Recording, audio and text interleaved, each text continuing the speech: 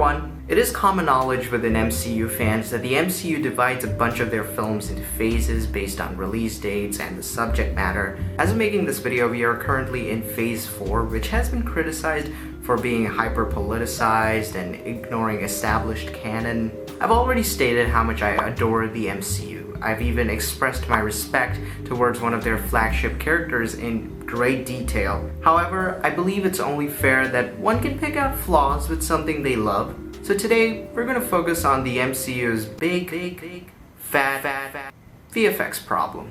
So it all started with r/VFX, which brought together a bunch of remarkable VFX artists who shared their experiences working with Marvel Studios. A user by the name of Independent Ad 419 had started the conversation in a thread titled, "I'm quite frankly sick and tired of working on Marvel shows." Marvel has probably the worst methodology of production and VFX management out there. They can never fix the look for the show before more than half the allocated time for the show is over.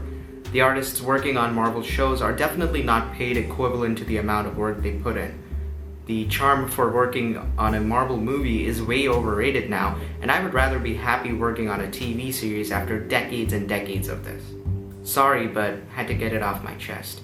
Wink. The replies that followed highlighted how these artists were experiencing sleep deprivation and stress-related breakdowns, and how Marvel expects an assortment of options and bully these artists into completing mini sequences 2-3 weeks before the deadline, given the fact that this all happened during the COVID-19 lockdown. As the thread grew, the gamer posted an article that documented the entire VFX saga.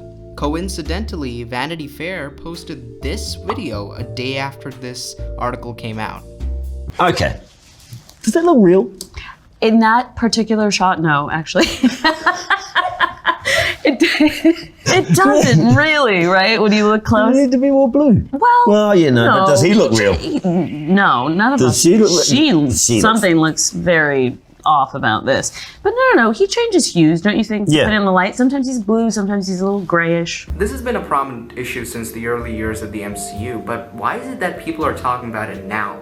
You look at Avengers Infinity War, out of more than 2,700 shots, only 80 of them didn't feature any visual effects. Our advancements in technology have made it easy for us to take CGI for granted.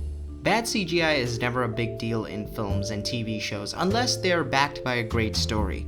An example would be when the Green Goblin is terrorizing citizens in Spider-Man, or the garbage dump from The Office. One of the fundamental problems of the MCU's Phase 4 has been the unconvincing CGI. You take the Jackal from Moon Knight, the villains crumbling into skeletons in Miss Marvel, Pip the Troll from Eternals, or She-Hulk from She-Hulk Attorney at Law. If you've been following channels that focus on Marvel edits, facts, or theories, you may have noticed a trend where they like to compare old Marvel VFX with the new ones.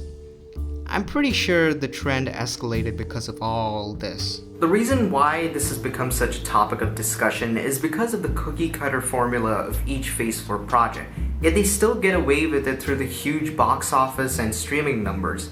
Given the amount of attention this issue has gotten, it is high time that Marvel Studios comes up with a solution for this. I just hope that their idea isn't to hire highly skilled, experienced VFX artists, because the main problem here is that Marvel doesn't understand that time is really of the essence. Just look at Dune, or Everything Everywhere All at Once, or The Batman. I genuinely love what Marvel has meant to me during my formative years, but if they don't pull themselves out of this creative limbo, the scrutiny continues. And that's it for today. I'll bid you another farewell from another video, and I'll see you next time.